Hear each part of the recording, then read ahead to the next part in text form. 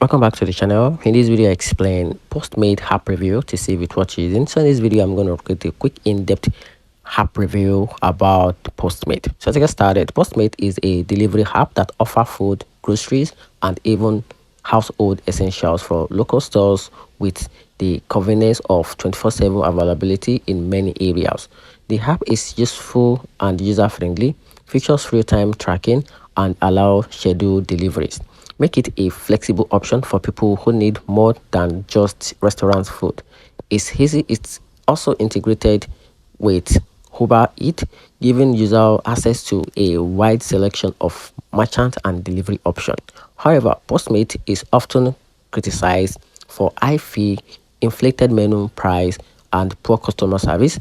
Many users have reported delay or cancelled order, cold food, and unhelpful support.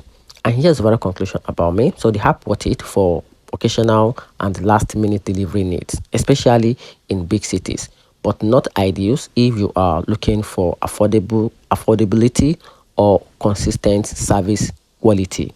And that's it.